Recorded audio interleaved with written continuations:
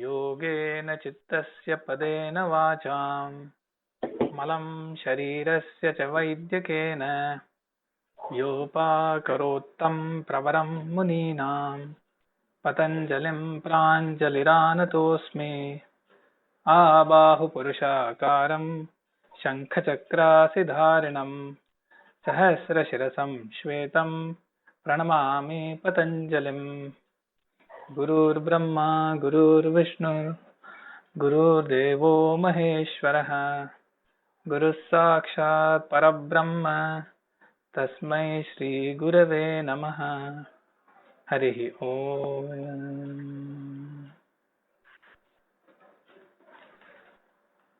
We are at Sutra 2.23.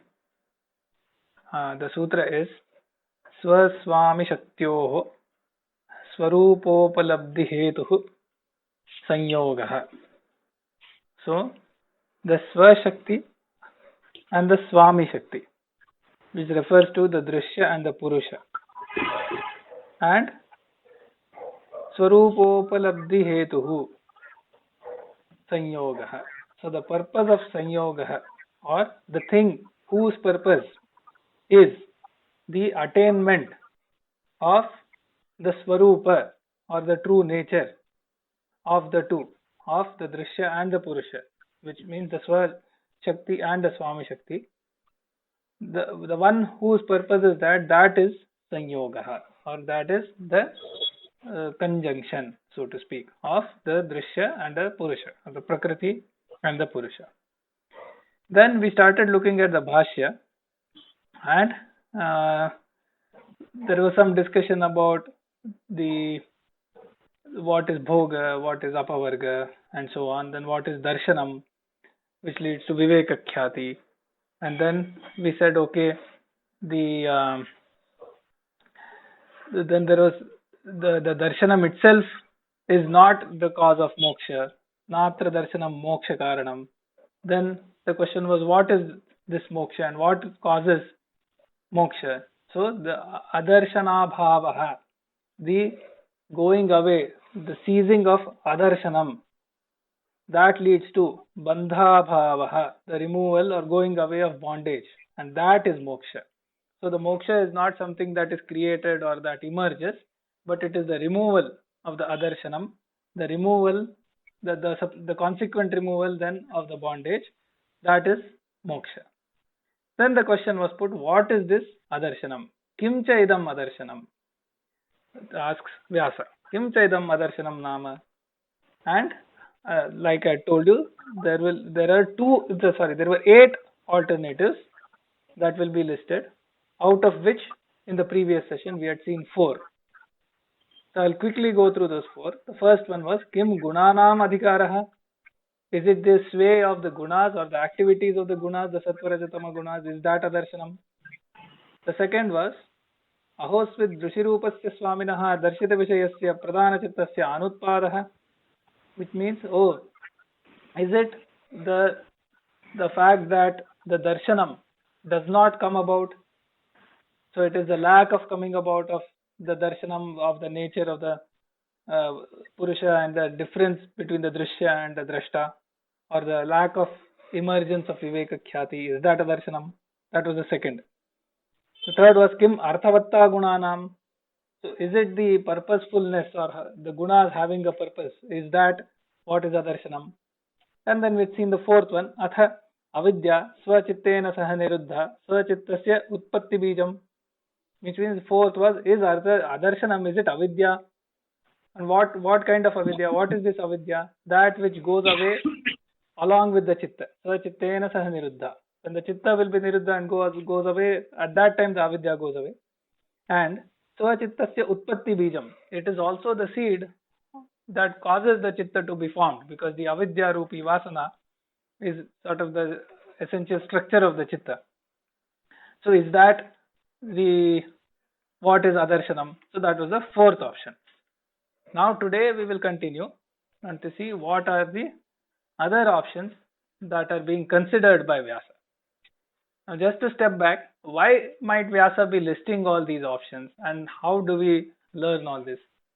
So one good thing is, just by looking at all these options, it gives us a broad view of the philosophical approach and how all of these options seem valid, seem correct. All of these options fit into the Sankhya Yoga system. So there is nothing outside of the system, nothing outside of the framework.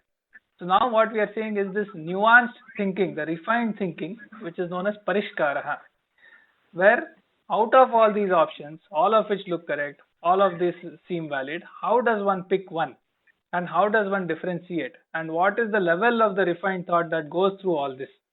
And the need to do all this is because a darshana is being established in a sutra text and a bhashya, and therefore, like we had said, it needs to be ironclad, because the pandits from the other schools are going to question the darshana. And there is this tradition of a vakyartha analysis, where each and every term, each and every statement will be analyzed threadbare in a sabha, and then one has to look at the merits and demerits and arrive at a certain conclusion. So for the text to be sort of fortified against all these kinds of possible intellectual attacks, the thing has to be complete. So here now we look at the fifth alternative among the 8. So the fifth one is Kim Sthiti Samskara Kshaye Gati Samskara Abhivyaktihi. Okay. So now the fifth alternative is it the Sthiti Samskara Kshaya, and when that happens, that is Sthiti Samskara Kshaye. It is a Saptami Vibhakti. So when in this situation, in which situation? Sthiti Samskara Kshaye. What is this Sthiti Samskara Kshaye? So here the Sthiti Samskara refers to the balance of the gunas, the pradhanasya samyavastha sthiti samskaraha tasya kshaye. So when so as we have seen, the prakriti in its essential form is known as pradhana, and then that pradhana, it is said that the three, of course, that pradhana is nothing but sattva rajatama gunas, because there is no fourth entity. It is constituted of the three gunas, and those three gunas are in balance in terms of the activity and the dormancy. So when all the three are in balance, that is known as sthiti, and the sthiti samskara is what is causing that. So now when that goes away, that is sthiti samskara kshayaha. So in that case, in that situation, sthiti samskara kshaye, gati samskara abhivyaktihi. The abhivyakti means the manifestation. So manifestation of what? Gati samskara. So what is this gati? Gati is movement, transformation. So as we know, the prakriti then evolves, creating mahat, ahankara, and everything else, the tanmatras, bhutas, indriyas, and everything, mana. So is it the going away of the sthiti samskara and coming about or manifestation of the gati samskara, which causes this transformation? Is that adarshanam? That is the fifth alternative. Kim sthiti samskara kshaye gati samskara abhivyaktihi adarshanam. That is the fifth.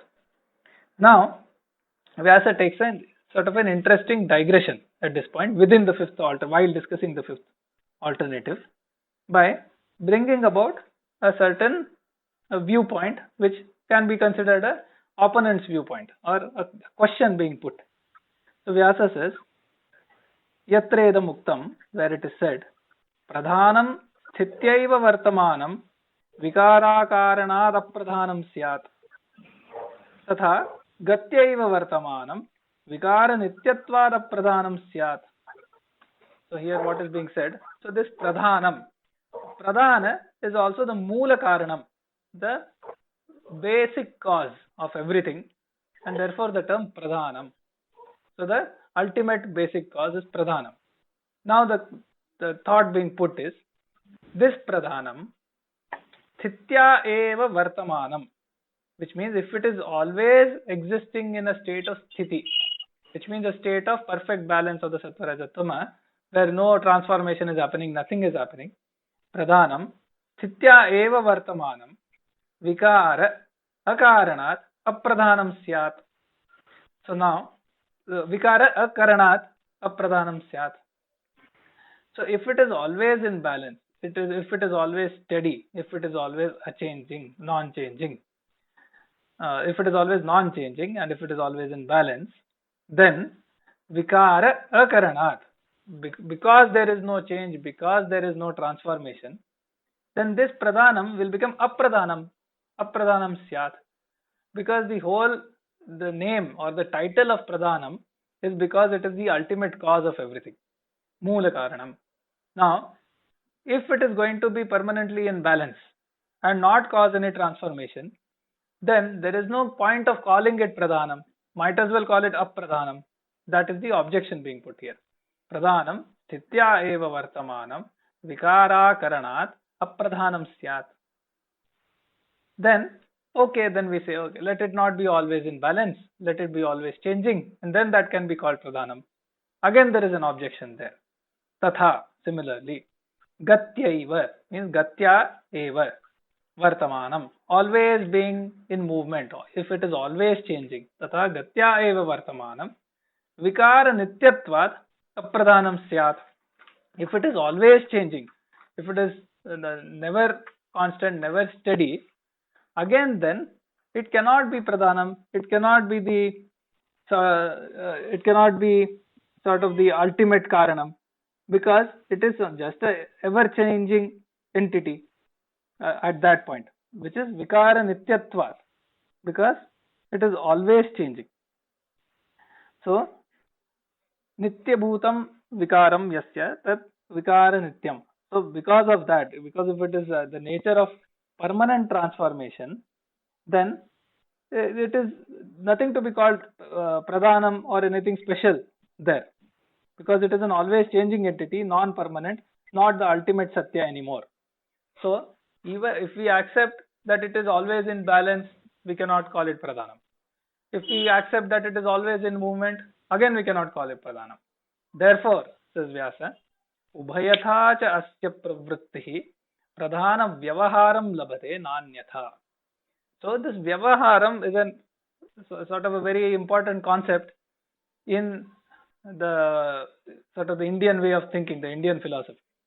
So the pradhana vyavaharam, which means the appropriateness of calling it by the word pradhanam, is only if ubhayatha cha asya pravrittihi, if its nature of it, or if its tendency is of both types.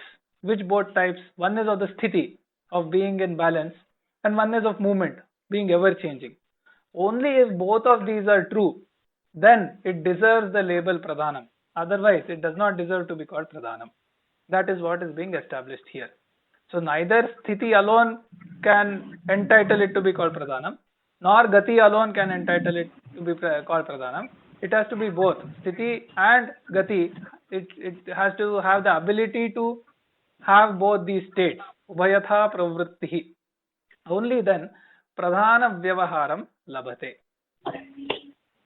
So just on that vyavahara, so there is this, we have seen, I think, in some previous sessions about this, the shabda and artha, the relation is said to be nityam, permanent. So there are some shastras like the Vaisheshika Shastra and Nyaya Shastra, which talks about the padarthas. Padarthas usually is translated as entities or things. But really, if you look at what padartha means, padasya arthaha padarthaha. So the meaning of a given term is padartha. And therefore, when they analyze the whole creation, both the physical creation as well as the conceptual creation, everything is seen as the meaning of a certain term, which means everything that exists can be expressed in a certain language. And here the language commonly accepted is Sanskritam. So the way to approach the philosophy is to say, what are all the things that can be expressed in the language, and what is the meaning of that, and how do they relate to each other. Therefore, that is the padartha mimamsa, to sort of understand or thinking about what are the various padarthas, how can we categorize them, and then we see that they are categorized as dravya, guna, karma, samanya, vishesha, and etc. So that underlying framework of thinking exists in all the shastras and all the darshanas. And unless that fundamental thinking is understood by us, the listener or the reader, we can't really fully appreciate the line of thought that is being put by Vyasa when he is talking about it. So, going back to the what is being said here, for something to be called as pradhana, and here the called as pradhana is not simply just a label by convention. Right? There is this whole framework of the shabda and artha having a nitya sambandha, which is and in some shastras it is said that the sambandha is created by Ishvara himself. So for that to be justified, and therefore it says pradhana vyavaharam labhate. And for that to happen, ubhayata pravritti is required. It has to have the ability to have sthiti as well as the ability to have gati. Now he makes another very interesting statement. He says, karanantareshvapi kalpiteshveva samanascharchaha. So he says, even if you come up with some other cause, right? Let's say you argue that Prakriti is not the cause.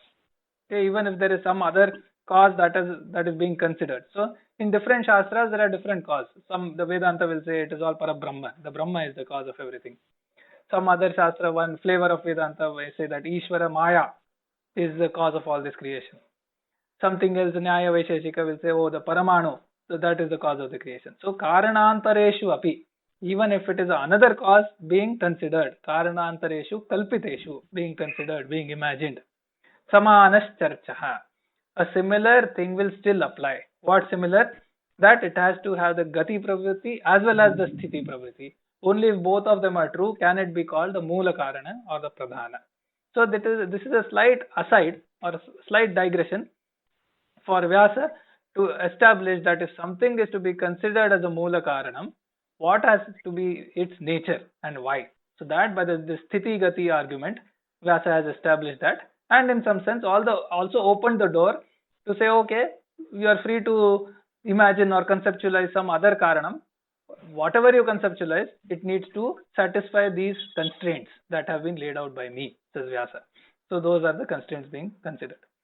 Now, before we lose track, going back, so this is the fifth alternative being considered, which was Kim sthiti samskara kshaye gati samskara abhivyaktihi adarshanam. So that is saying this adarshanam, is it the going away of the sthiti samskara or the perfect balance and the perfect state of constancy, and is it the manifestation of the gati samskara, which is movement and transformation.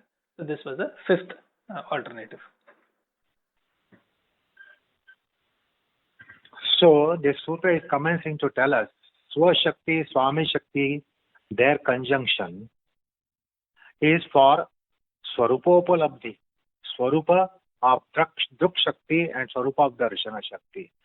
So that is that ultimate knowledge, which often it is spoken of in spirituality, that there is a kind of ultimate knowledge which gives the results into spiritual samam bonam. So Patanjali mentions that Druk Shakti, Swami Shakti, their conjunction is for the sake of Swarupopalabdhi. Swarupa of Druk Shakti and Swarupa of Darshana Shakti. That is the revelation matter. If that is realized, then the purpose is not there for the conjunction to continue. Disjunction will happen, and that is moksha. So we were seeing various options were being discussed, and it was told that moksha or nirvana or kaivalya is not an effect of something, that something happens and therefore this results in. That is not the case. Something going away is moksha, not something coming in. So what is going away is moksha, that adarshanam going away. When adarshanam goes away, bandha goes away. And when the bandha goes away, that itself is moksha. So moksha is not an effect at all. So this had to be postulated, because unless it is postulated that way, the moksha won't be a permanent state, because it comes and therefore it goes. If moksha is going to take birth, then it will die as well.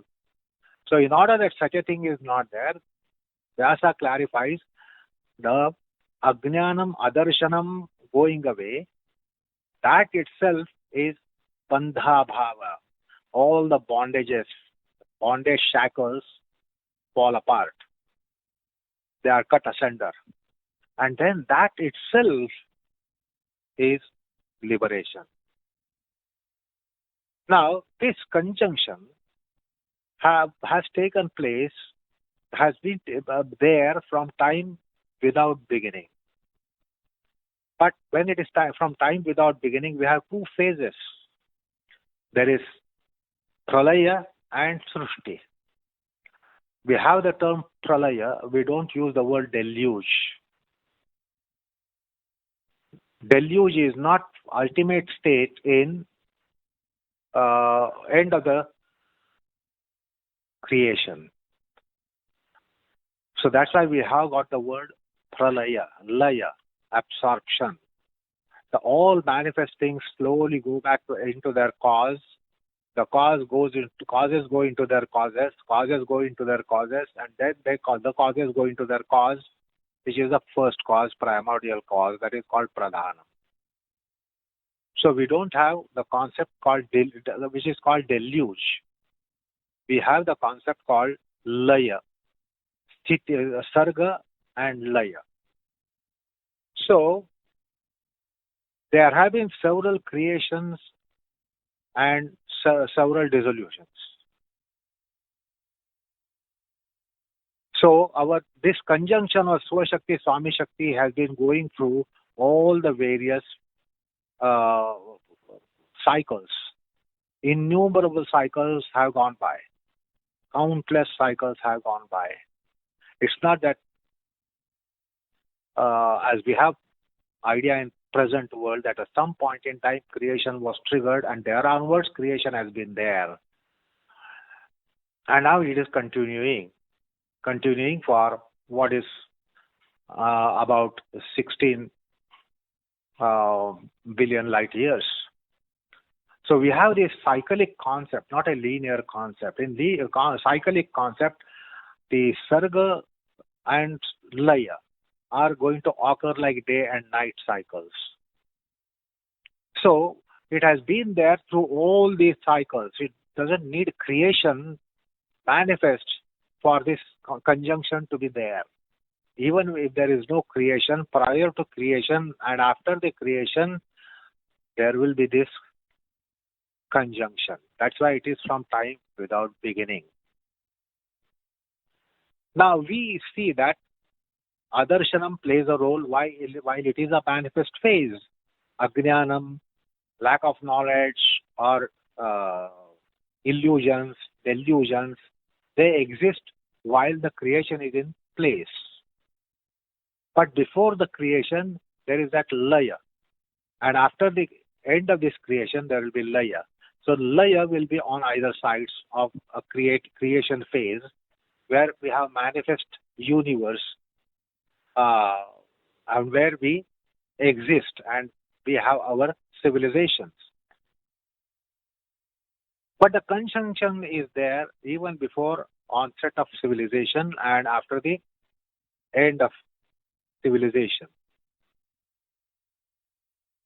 So that what has to be understood that there is a cyclic process.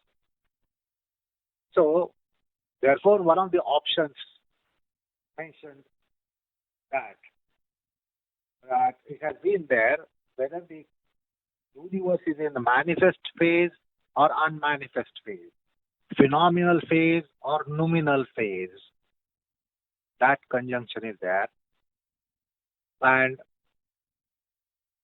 it surfaces after the noumenal phase is over and phenomenal phase comes up.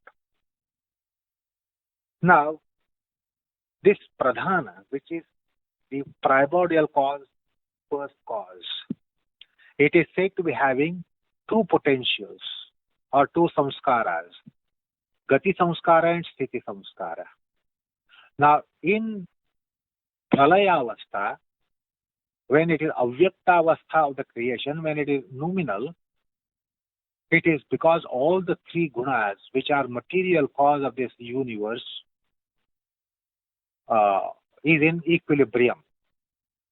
So as long as it is in equilibrium, then there is only sthiti, nominal sthiti, and there is no creation bubble, or there is no creation aspects coming up. But when the with onset of creation, we have to infer that there are gati samskaras. Gati samskaras means the modulations continue, because Prakriti is said to be ever fleeting flux. And therefore, the Prakriti will show various forms, various manifestations. Like the first of it is Mahat, then comes Ahankar, and then comes the Tadmatra, Mahabhutas, Indriyas, etc., etc. And we have this phenomenal creation. Because the Prakriti goes through those stages. We saw earlier, from Alingavastha to Lingavastha to Avisheshavastha to Visheshavastha. So there is a gati, that's a movement. If there is no movement, how will these phases come up? So the primordial matter, pradhana, has two samskaras. Sthiti samskara, when everything is absorbed into it. Everything is dissolved into it. And then the gunas are in equilibrium, therefore there is no movement taking place. Only with onset of slight imbalance, then there will be creation commencing and the sthiti samskara manifesting. The point is that primordial matter has gati samskara and sthiti samskara. So this conjunction, Swaswami Shakti Swarupopalabdhi Hetu, that Hetu is there in both. While gati samskars are in place, that is time of laya. And sthiti samskaras are in place when the creation phase is up and on. So it is said that 43.20 million years is a cycle of four yugas. As it is, the cycle of yugas continues and continues and continues. And at completion of 1,000 such yugas, there will be sthiti samskar manifesting, the night of Brahma. That's called night of Brahma. In night of Brahma, another 1,000 cycle time duration will be going on. For that time, there is no creation.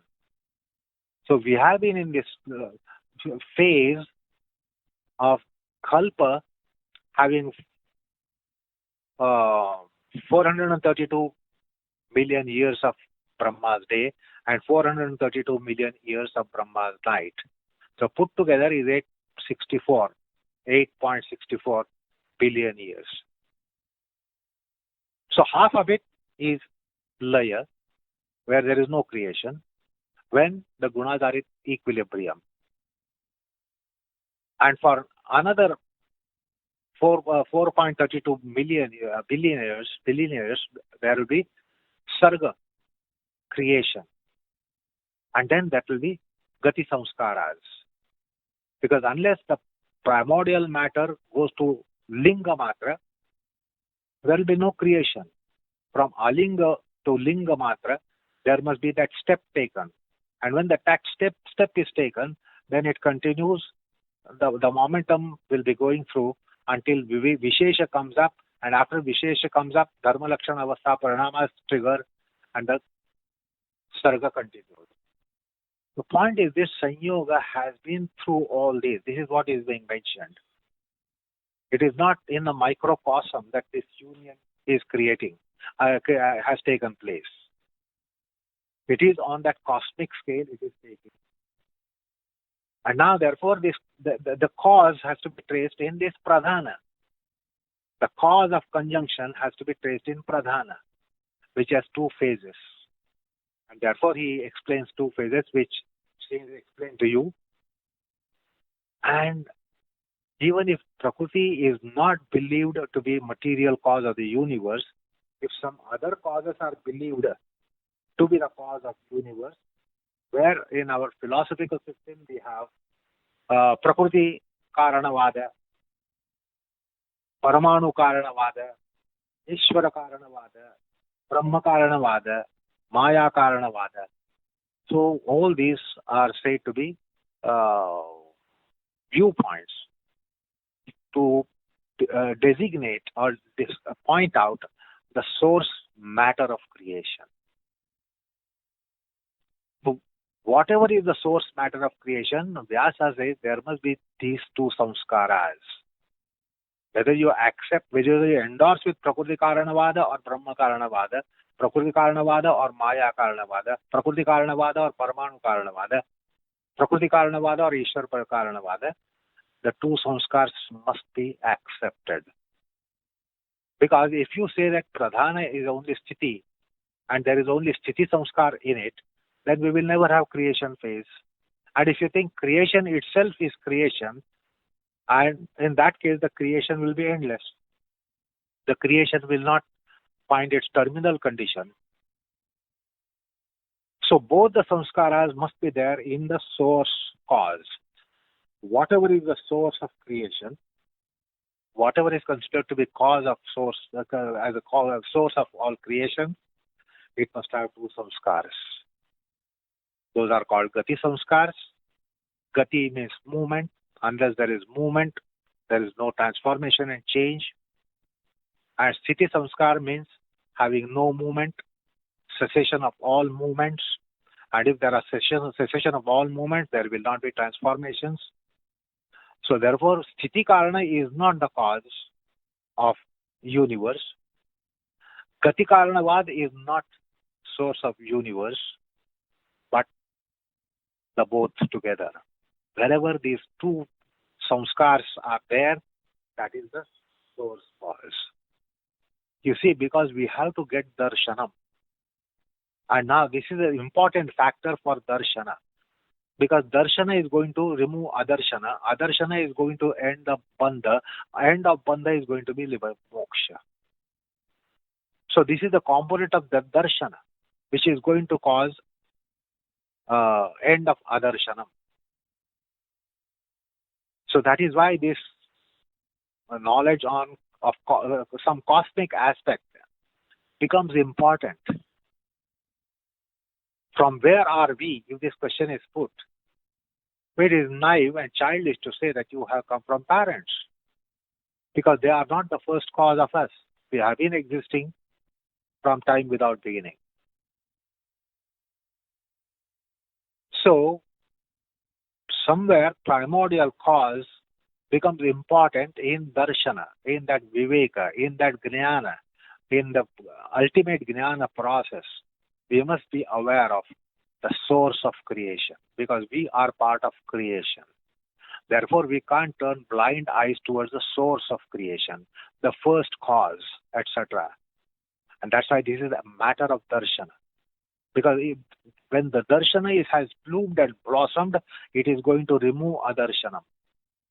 If adarshanam is removed, then bandha is removed. If the bandha is removed, spiritual samamponam is going to be on surface. And that is why this inquiry is going on. Otherwise, you might think, what is the point in having such inquiry when we are trying to consider only viveka khyati, viveka jnana, nitya viveka, atma viveka, sukha dukkha viveka, shuchi ashuchi viveka? Why at all this should be discussed? Because it all has come from first cause. And therefore, this aspect needs to be considered. This is aspect of darshanam. Darshanam is not only self-knowledge. And even if it is self-knowledge, it implies from where this self has come. That is what the Adhyatma says. From where have you come and where are you going and what is all this around you? Why is all this around you? So these are certain moot questions in Adhyatmic inquiry. So from where have you come?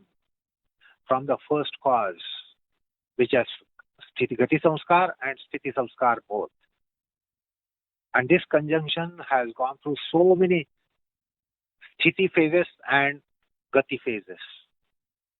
So many pralayas and so many Srushtis. The conjunction has been traveling. It is not stopped at the point of what you call as deluge, what one calls as deluge. The conjunction doesn't end. Conjunction continues. The whole creation is gone. Conjunction continues. There is complete pralaya. The conjunction continues even there is the pradhana plane. So why it is being called pradhana also has been explained here. In case two samskars are not there, the gati will be ever gati. If the gati is ever gati, then mahat is eternal, ahankar is eternal, tanmatras are eternal, panchamahabhutas are eternal, everything is eternal. What is said to be actually uneternal. So that primordial cause cannot be just having gati samskars. Then all its creation will become permanent.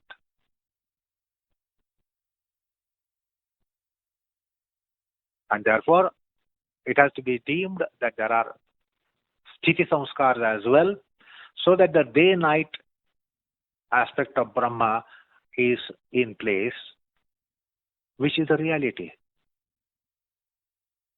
And to understand the reality, this is an aspect of that reality that we must know. The primordial cause has two samskars, and then there is a cycle of sthiti and gati, sarga and laya, day and night, creation and dissolution. So whether it's a creative phase or the delusion phase, the conjunction is there.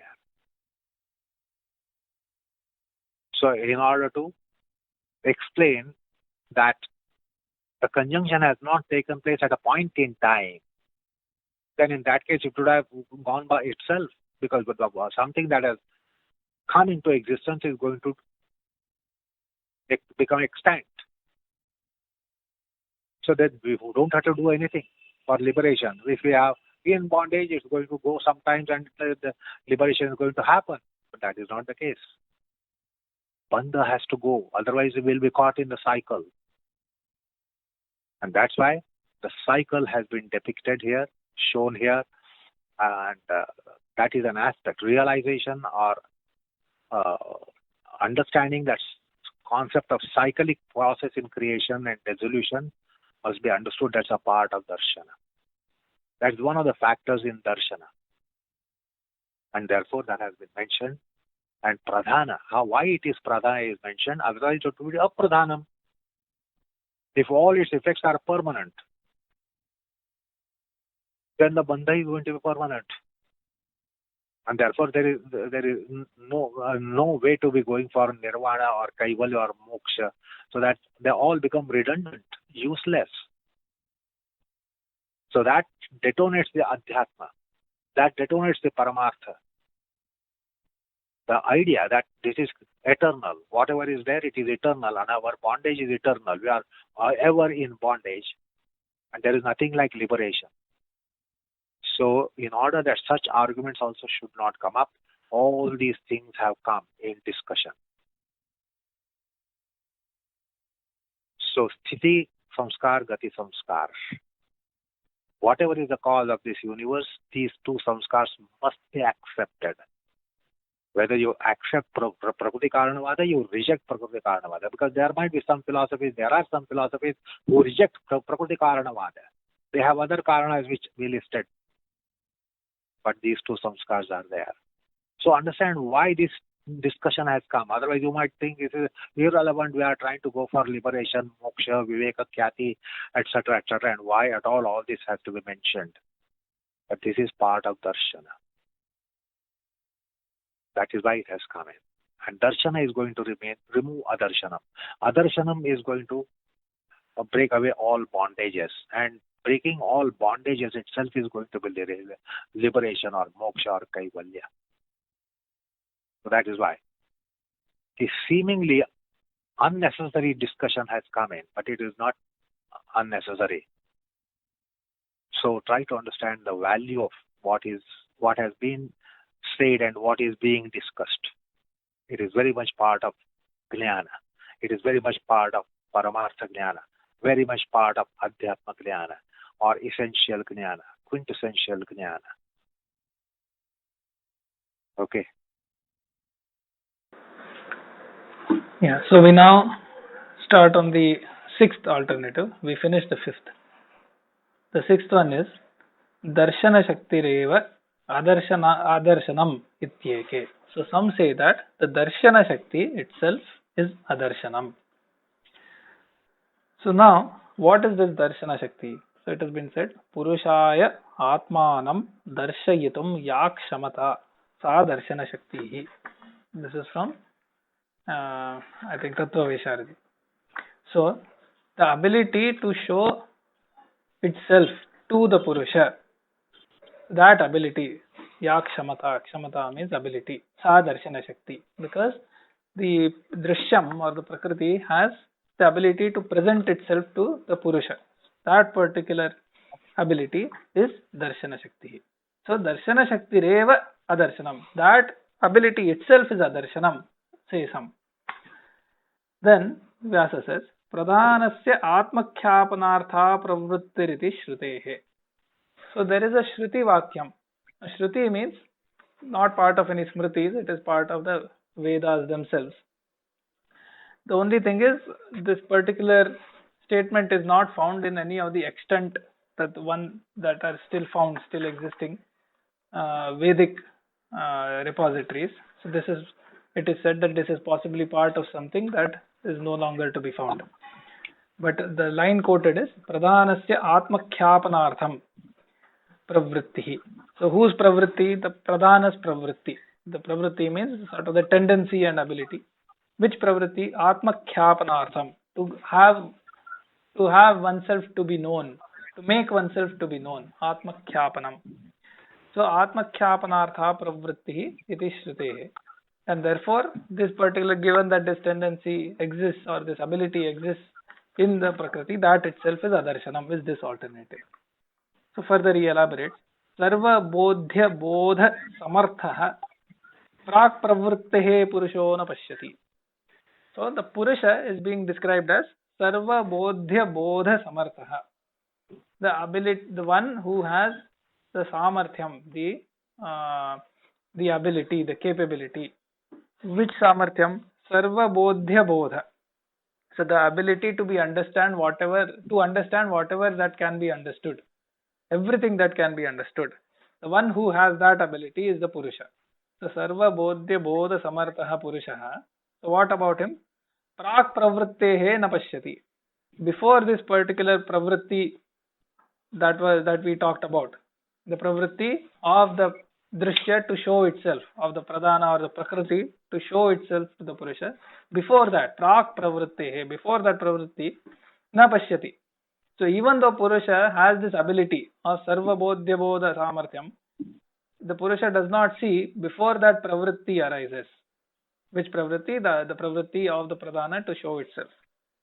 So na pashyati. Similarly, sarva karya karana samartham drishyam tadana drishyate iti. Because the sarva karya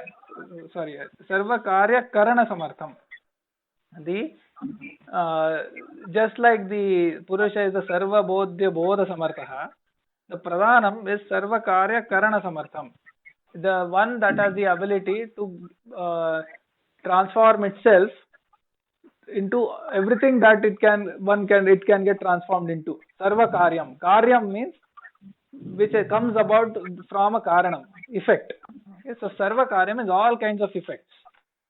So all kinds of effects and entities, one who is able to bring those about, that is sarva karya karana samartham. So that type of drishyam, or that particular drishyam which has that characteristic, tadana drishyate. Tada means when, prak pravrittehe.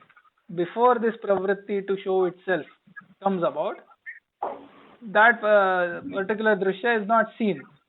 So the Purusha who has the ability to see and know everything does not see until that pravritti comes about. And the Prakriti, the Pradhana that has the ability to bring about all effects, cannot have that effects to be seen until that pravritti comes about. And therefore, the sixth alternative says that pravritti, that darshana shakti, that itself is the adarshanam. Because that is what brings the Purusha in contact with all the worldly effects. the Shabda, Sparsha, Rupa, Rasa, Gandha and so on. Therefore, that itself is Adarsanam. That is the sixth alternative, which also, of course, sounds valid and sounds correct. Now, moving on to the seventh one, Ubhayasya api Adarsanam Dharma ityeke. So now, if you look at the sixth alternative, it said that this particular Shakti of the Pradhanam is Adarshanam. The seventh alternative says no, it is not just that. Ubhayasya api Adarshanam Dharma. So this particular Adarshanam, it is a dharma or a characteristic of both, of the Purusha as well as of the Prakriti. So Ubhayasya api Adarshanam Dharma ityeke. Why? Tatra idam Drishyasya Swatma Bhutam api Purusha Pratyayapeksham Darshanam Drishya Dharmatvena Bhavati. Why is it a dharma of the Drishya or the Prakriti? Because Drishyasya Swatma Bhutam api Purusha Pratyayapeksham Darshanam Drishya Dharmatvena Bhavati. So this particular dharma of the Drishya, which is Swatma Bhutam, it belongs to itself, but it is of a certain type. What type? Purusha Pratyayapeksham. It expects the cognitive echo or reflection that we talked about, the Purusha Pratyaya. Apeksham means it expects. So this particular dharma has this dependency on the Purusha. So this dharma is of a certain type, which is, even though it is Swatma Bhutam, it is completely part of the Drishya, there is a dependency on the Purusha Pratyaya, on the Purusha principle also. Tata Purushasya Anatma Bhutam api Drishya Pratyayapeksham Purusha Dharmatvena Iva Adarshanam Avabhasate.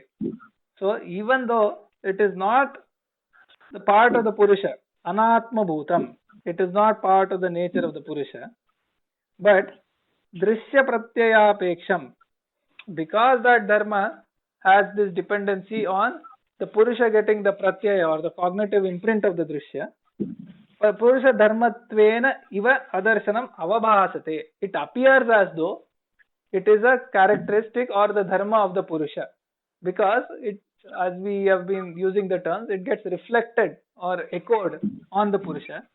Until that happens, the quote unquote seeing or the darshanam doesn't take place. And therefore, this dharma, even though it is a characteristic of the drishya or the prakriti, it has this invariable dependency on the Purusha, and because of that, it appears to be a dharma of the Purusha also. Purusha dharmatvena iva adarshanam avabhasate. Therefore, this particular alternative argues that adarshanam is different from what was stated in the sixth alternative, because it is ubhayasya api dharma. It is a characteristic or seen to be considered to be a characteristic of both the Prakriti as well as the Purusha, the Pradhana as well as the Purusha. And that is the seventh alternative. And now we go on to the eighth one, which is the last in the list of eight. It says, Darshana Jnanam eva adarshanam iti kechit abhidadati. So it says, the Darshana Jnana itself, the Darshana Jnana is the all the Jnana of the Shabdadi Rupam, the Shabda, Sparsha, etc. So that itself is Adarshanam. So that is elaborated as Kechid Vadanti Viveka Khyati Riktam Yad Darshana Jnanam Shabdadi Rupam Tadeva Adarshanam. So this particular Darshana Jnanam says the eighth alternative. That itself is Adarshanam. So these are all the eight alternatives that have been enumerated, and of course all of them seem correct. So now what to do? So now Vyasa says, Ityete Shastragata Vikalpaha.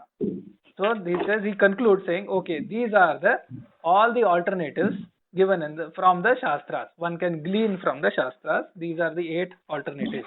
Ityete Shastragata Vikalpaha. Once again, what are these alternatives for? It is the alternatives for the answer to the question, Kim Chaidam Adarshanam Nama. What is this Adarshanam? And there are eight alternatives which seem to be the answer based on looking at the Shastras. Now Vyasa says, Tatra Vikalpa Bahutvam Etat Sarva Purushanam Gunanam Sanyoge Sadharana Vishayam. So he says, the Vikalpa Bahutvam, the fact of there being several alternatives. Vikalpa bahutvam etat sarva purushanam gunanam sanyoge sadharana vishayam. It is a common factor in the sanyoga, the conjunction of all the purushas and with the gunas. Okay, so all of these 8 alternatives that seem valid, there is a certain reason for it. It says these are common factors for the general sanyoga of the purushas, all the purushas with the gunas, which is what is causing creation, as was discussed, the cycles of creation and everything else.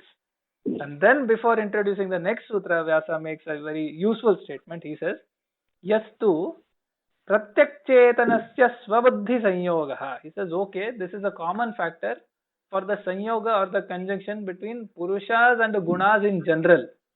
But yastu, however, the one that pratyakchetanasya of a given inner purusha, means an individual purusha that we are considering, which is sort of indwelling in each individual, swabuddhi sanyogaha. So if you think about that purusha and a conjunction with its own buddhi or the chitta, if you look at it not as a common factor from a perspective of several purushas and the prakriti and the creation as a whole, but you look at it from what is sometimes known as a microcosm. If you look at one individual purusha and his buddhi, its buddhi, in that case, pratyak chetanasya swabuddhi sanyogaha, then comes the next sutra 2.24, which says tasya hetur avidya. The cause of that is avidya, which tells us that out of all the 8 alternatives, which are all a common factor, all justifiable, all fit in this framework of the purushas and the gunas, or the purusha and the prakriti, the avidya, which was the 4th alternative, if you remember. The 4th alternative was atha avidya swachittena sahaniruddha swachittasya utpatti bijam. That was the 4th alternative. So that avidya is here being considered as the alternative of choice to understand what pratyak chetanasya swabuddhi sanyogaha, of the indwelling chetana, chiti shakti, or the sentience, which is the indwelling purusha, with the buddhi, swabuddhi, with its buddhi. If we sort of consider that and narrow our scope to that particular point of view or that perspective, then comes the Sutra 24 of Patanjali, which is Tasya Hetur Avidya. Then the cause of that, then the Hetu is Avidya. So that we finished the commentary or the Bhashya of 2.23, and with the introduction to 2.24 that came in with the line Yastu Pratyak Chetanasya Swabuddhi Sanyogaha, we come to Sutra 24 that says Tasya Hetur Avidya. Well, Vyasa presents a point of view, very, very interesting point of view. Darshana Shakti eva adarshanam iti ekes. Somebody opines that very Darshana Shakti itself is adarshanam. You see, if you slightly understand what is being said, your brain will really start spinning. If you don't understand anything in what this statement has said, then there's no problem. But if you understand a little bit of it, then your brain will be spinning, because he says, Adarshana Shakti, the potentials of Darshanam. The power of Darshana itself is cause of Adarshanam. See, it is like this. When you have power to know, then only it is possible that you will have ignorance. If we don't have power to know at all, then there won't be ignorance. Because we all try to develop our understanding, our comprehensions. The more we try to develop understanding, the more we open out the possibility to be misunderstanding. Understand this. The more we try to know, the more the realm of knowing increases for us, that much we also increase the probability of ignorance. See, now there is no Darshana Shakti in inert matter like stone. So, inert matter like stone, when it doesn't have darshana shakti, the power to be seeing, then it doesn't have ignorance also. Where is the ignorance? Ignorance is in human brain. Human brain which has potentials to know, the possibility of ignorance arises only there. The possibility of ignorance doesn't arise in an inert stone, boulder. So therefore, understand how darshan shakti itself is adarshanam, which is also a part of reality. Because if we are knowing something, we are prone to be misunderstanding something. If our understanding power goes up, then misunderstanding, which is not the opposite of it, it is the other side of the coin. The more we are prone to be misunderstanding as well, the more we know, the more unknown is there. The more we start knowing, the unknown is also realize that it is perhaps greater in proportion than what we know. So therefore, I think Einstein had made that statement. When your knowledge grows to infinitude, you also realize that what is not really known and yet to know is also infinite. Because the knowledge and ignorance literally seem to be opposite. Literally they seem to be opposite, but that's not the case. If we have knowledge, that means you are also having potentials to not know or wrongly know. We all want intelligence. When we develop the intelligence, we think we are only going to develop power to know right, power to know proper. No, that's not the case. Power to misunderstand is also going to grow. Literally, they are in counterpositions, but they are not in counterpositions. They are sides of one and the same coin. So, darshana shakti eva adarshanam iti eke. It is because of darshana shakti that adarshanam is there. If we were like a boulder and stone and rock, then we would not have darshana shakti. And because we did not have darshana shakti, adarshanam would not have come up. So, understand this very intriguing factor in knowledge. And therefore, the view of some, darshana shakti eva darshanam iti eke. Then, very interesting aspect is, I will just, the Purusha, sarva bodhya bodha samarthaha. There is that power, samarthya, power. Sarva bodhya bodha, to be knowing everything and anything and all things. And what is the power of the counterpart, Prakriti? Sarva karya karana samartham. The Prakriti has power for all effects and all instrumentations to have any process of knowledge or realization, etc. So the karanas, our instruments of knowledge, are also Prakriti. The things which are known by the instruments is also Prakriti. External objects or any object of knowledge is Prakriti. And the instrument through which it is that is known or the knowledge comes up is also Prakriti. That's why Sarva Karya Karana Samartham. While in case of Purusha, Sarva Bodhya Bodha Samartham. Now, as I just now said, if the knowledge is going to come, the knowledge is going to come to whom? Not to Prakriti, but to Purusha. And therefore, it is also, it is prone to have avidya. If it is Sarva Bodhya Bodha Samarthya, that power is there, that means, as I just now said, if you have power to know, you also have potentials to be not knowing or wrongly knowing. Wherever knowledge comes, knowledge potential comes up, you get the potential, not only what is actualized is that you start knowing, you also start unknowing, misknowing, wrong knowing, etc., etc. Because the Jnana Shakti is such that if you have that, then both are probabilities. So, therefore, the Adarshanam has to be seen in both Purusha and Prakriti. Because the Prakriti reflects into Purusha the objects and experiences, and then Purusha will re-reflect. So, for this kind of metapsychical ignorance or nescience, both are held responsible. Because Purusha is the knower.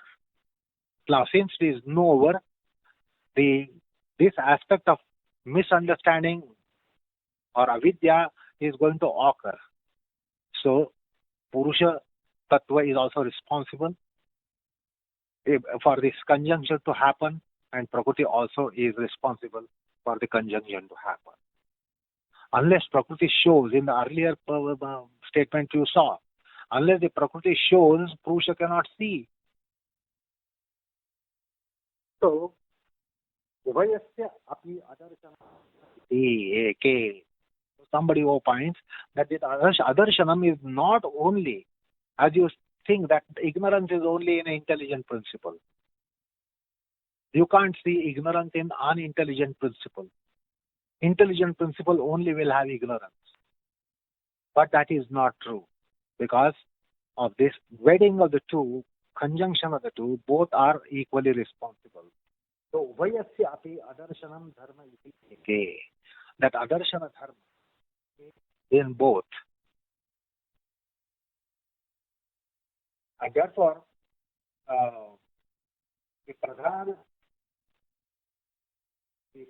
pravrutti is because of the self is around. And because self is around, there is pradhana pravrutti. So see the mutual dependence of the two principles, which are at loggerheads, which are diametrically opposite. But then see, the diametrically opposite principles are coming together, and then the whole phenomenon of creation is taking place. So this aspect has been mentioned here for us to understand how this adarshanam is. It is quite mind-boggling. Unless we are sufficiently matured in comprehension of it, it is going to keep our brain spinning and spinning and spinning. Don't expect someone to give you a solution at the first instance and the spinning will start. Because this is something that has to be realized, revealed. So, these various vikalpas are being discussed here. Darshanam jnanam eva adarshanam iti kechid abhidadati iti ete shastragata vikalpaha. Therefore, all these vikalpas have been taken onto the anvil.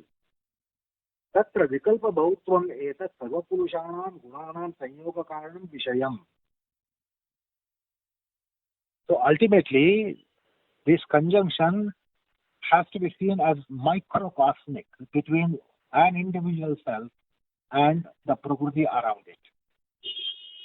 Every individual self and Prakriti around it. So, now if had this been on cosmic plane, saying that ignorance is on cosmic plane, it is not in your hands, then you can't be doing anything. But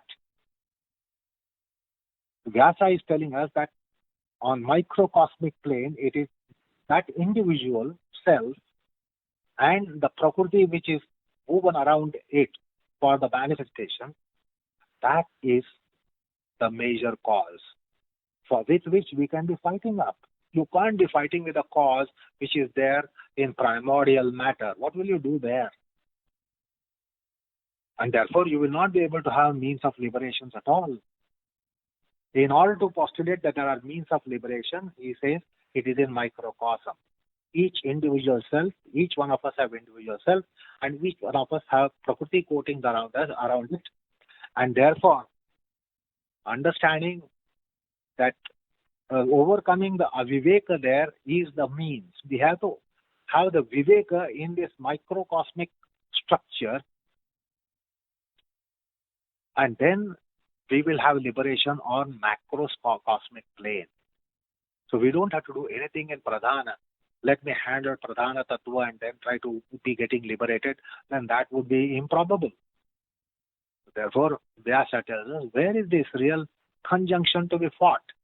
Where the conjunction is one thing, but where the conjunction you have to begin to fight with and effect the disjunction there.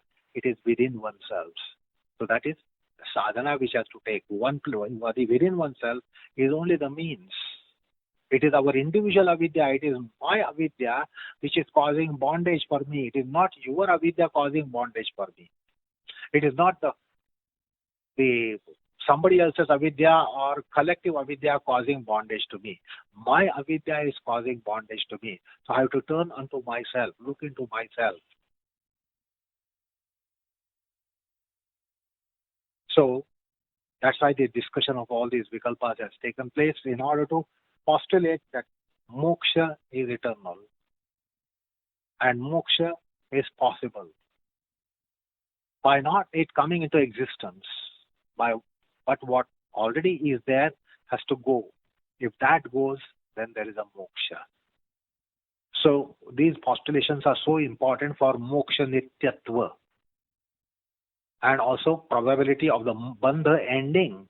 Otherwise, it can be postulated the bandha doesn't end at all because the cycle is continuing. And cycle after cycle will be rotating and the bandha will never end. So that is not true. Bandha is not eternal. But going away of bandha itself is moksha. For this postulation, this entire discussion had to take place to fortify this stand so that it is done in a what is called as, like in the legal aspects. Every probability is taken into consideration before a draft is made, before an agreement is made, or before a theory is postulated, etc. So to postulate theory, this forensic process had to be taken recourse to. So don't have a grudge that it is difficult to understand why at all it is there. But it is necessary, essential. This process is so essential when a theory is postulated.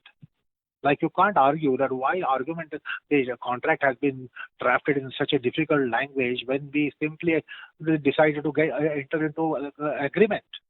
Now this contract, the words are so that we cannot be comprehending ourselves. But that's the forensic language to protect the interests. Here to protect the theory, all this discussion, it is there, it is always there in philosophical process. That is why it is there. Anyway, this is an interesting thing. Finally, we understood wherever there is knowledge, probability, possibility, potential, there is ignorance potential. When there is no knowledge at all, then there is no scope of ignorance at all. Now, do you want to be having no ignorance and therefore have no knowledge or no knowledgeability? No, we don't want that. We want the knowledgeability. And we are prepared to take the risk and carry the risk with us of misunderstanding and the ignorance there. So that's why wonderful option was mentioned which told us about this. The more you have darshana shakti, adarshanam is integral to it. The more you have knowing power, not knowing is with it. That's how we come to know we do not know. The stone never complains, I do not know so many things, I do not know the universe. The stone doesn't complain, it is you and me complain that I do not know this, I do not know that, I do not know so many things, I want to know so many things. So when you have this knowledge potential, we also realize to that extent there is also, or perhaps more than what we know, there is more that we do not know. What is proportion of what we know? And what is proportion of what we do not know? The second one, latter one, is greater. This has to be accepted. So most of us, we should take pride in saying that I have great amount of lack of knowledge than what knowledge I have. We all take pride for our knowledge. I know ability. I know this. I know that. I know so many things. I'm knowledgeable. I'm knowledgeable. Knowledgeable. The more you are knowledgeable, more you are not knowing. The less you are knowledgeable, less you are aware of what you do not know. That's why somewhere it is said, ignorance is bliss. In that perspective and dimension, it is said ignorance is bliss. Because if you don't have ignorance, then you know what follows. Anyway, so Darshana Shakti and Adarshanam, these concepts have to be understood here in this perspective. That is more important. Okay. Okay. So we'll stop here for today. And we have finished 2.23, the Sutra and the Bhashya. So next time we'll commence on Sutra 2.24, Tasya Hetara Vidya. Let's recite the slokas on Guruji and then stop. Vaijñānikam pravaktritva आसनेषु कलाविदम् योगाभ्यासे च तत्त्वज्ञम् वन्देऽहं सुन्दरं गुरुम् योगवृक्षो हि लोकेऽस्मिन् यत्प्रेरणेन वर्धितः योगाचार्य गुरो तुभ्यं सुन्दराय नमो नमः. Thank you.